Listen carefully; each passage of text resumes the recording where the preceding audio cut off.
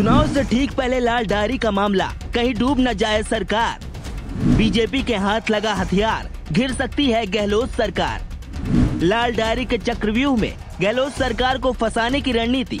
राजस्थान में चुनाव से ठीक पहले गहलोत सरकार राजनीति के पेच में फंसती नजर आ रही है, और पेच है चुनाव से ठीक पहले लाल डायरी का। ये वो मसला है जो सुर्खियों में तो है, लेकिन इस पर सरकार की तरफ से कोई खास प्रतिक्रिया अभी तक सामने नहीं आ पाई है। वहीं दूसरी ओर बीजेपी बीते 4.5 सालों से गहलोत सरकार को घेरने में नाकाम साबित नजर आ रही थी, लेकिन इस लाल डायरी वाले मुद्दे के सामने आने के बाद बीजेपी में भी उत्साह की लहर है और वो लगातार लाल डायरी को लेकर गहलोत सरकार पर तमाम आरोप लगा रही है। इतना ही नहीं, लाल डायरी के एक हिस्से के जरिए गहलोत सरकार के बर्खास्त मंत्री राजेंद्र गुढ़ा भी सरकार पर तमाम आरोप लगा रहे हैं। यही वजह है कि नहले पर दहले वाली कहावत राजस्थान की सियासत में जोरों पर हो रही है। दरअसल गहलोत और पायलट के बीच चली सियासी जंग के बावजूद बीजेपी की कांग्रेस सरकार पर पिछले 4.5 सालों में जो भी हमले करने की रणनीति रही है वो सुस्त सी रही है। लेकिन अब बीजेपी ने लाल डायरी के चक्रव्यूह में गहलोत सरकार को फंसाने की पूरी रणनीति बना ली है। इसके अलावा राजस्थान में महिलाओं के साथ होने वाले रेप और अत्याचार की घटनाएं भी गहलोत सरकार को सियासी चक्रव्यूह में फंसा रही हैं। मेरे पास अभी और है, इस पार्ट के अंदर आपके सारे काले कारनामे जो लोगों ने आपने विधायकों को खरीदा, किस किस एमएलए को राज्यसभा में आपने निर्दलीयों को क्या क्या दिया, किस किस को प्रलोभन दिया, क्रिकेट के चुनाव में आपने क्या क्या काले कारनामे किए पैसे दे दे के, वो सारी चीजें अभी खुलासा मैं आगे भी करूंगा। वो अंदर उनको पूछो, वो जो ला रहे हैं ये दूसरा पार्ट है।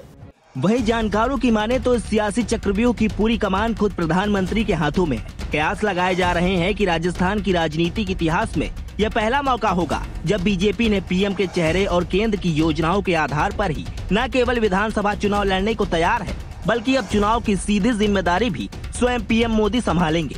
और लूट की इस दुकान का सबसे ताजा प्रोडक्ट है, ताजा प्रोडक्ट राजस्थान की लाल डायरी। आपने लाल डायरी के बारे में सुना है ना? सुना है ना? कहते हैं इस लाल डायरी में कांग्रेस सरकार के काले कारनामे दर्ज है।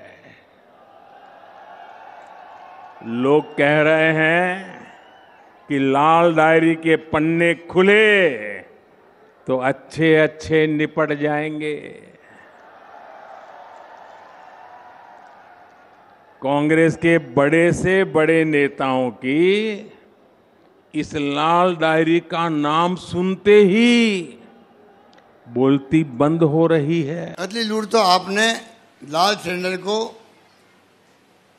11,500 रुपये का करके मचा रखी है। लूट मचा रखी उन्होंने लाल सिलेंडर को। सिलेंडर का रंग लाल है, वो डायरी का रंग लाल बता रहे, मैं बता रहा हूँ असली तो ये है आपके सामने। मैंने सुना लाल टमाटर जो है वो 150 किलो रुपये हो गया है। लूट उन्होंने मचा रखी है, वो लाल टमाटर है। प्रधानमंत्री जी को बजाय लाल डायरी की बात करनी, जो कपोल कल्पित डायरी है, कोई डायरी है ही नहीं, उसको लेकर राजनीति हो रही है। उसके बजाय तो उनको चाहिए असलियत पे आए, लाल टमाटर लाल है। और महंगाई की मार से आमदनी जो खत्म हो रही है तो गुस्से में लोगों का चेहरा लाल हो गया है। उसकी बात करते हैं भाई कैसे मैं इनको राहत दिलाऊं, वो बात नहीं करेंगे। चुनाव आ रहे इसलिए भारतीय जनता पार्टी को जनता आज सिग्नल दे चुकी है। सीकर के अंदर तो जनता समझ गई है और आने वाले वक्त में उनको लाल झंडी दिखा दी जाएगी। इतना ही नहीं, खबर है कि बीजेपी ने अपने शीर्ष 4 नेताओं को इस साल के अंत में विधानसभा चुनाव वाले 4 प्रदेशों की कमान सौंप दी है। इसके तहत पीएम मोदी को राजस्थान, केंद्रीय गृह मंत्री अमित शाह को मध्य प्रदेश, राष्ट्रीय अध्यक्ष जेपी नड्डा को छत्तीसगढ़ और राष्ट्रीय संगठन महामंत्री बीएल संतोष को तेलंगाना की कमान सौंपी गई है। वहीं पार्टी सूत्रों के मुताबिक अगस्त महीने में पीएम मोदी 3 स्थानों पर सभा या दौरा कर सकते हैं। इतना ही नहीं, भारतीय जनता पार्टी ने हरियाणा, हिमाचल, गुजरात, यूपी और उत्तराखंड से 200 बीजेपी विधायकों को चुना है। लेकिन सवाल ये है कि राजस्थान बीजेपी के लिए इतना महत्वपूर्ण क्यों है कि खुद पीएम मोदी को यहाँ का चुनावी कमान संभालना पड़ा। दरअसल राजस्थान अकेला प्रदेश है जहाँ 2 बार लगातार लोकसभा की सभी सीटों पर बीजेपी ने कब्जा किया है। बीजेपी ने साल 2014 और 2019 में प्रदेश की सभी 25 संसदीय सीटें कांग्रेस से छीन ली थी।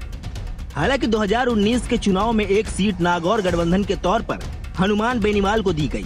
2019 में राजस्थान में सरकार कांग्रेस की थी, लेकिन इसके बावजूद लोकसभा चुनाव में कांग्रेस एक भी सीट नहीं जीत पाई। अब जबकि 2024 में सत्ता की फाइनल जंग होनी है, तो पीएम मोदी की नजर राजस्थान की सभी 25 सीटों पर है। लेकिन इनके लिए जरूरी है कि राजस्थान विधानसभा चुनाव में भी बीजेपी जीत दर्ज करे।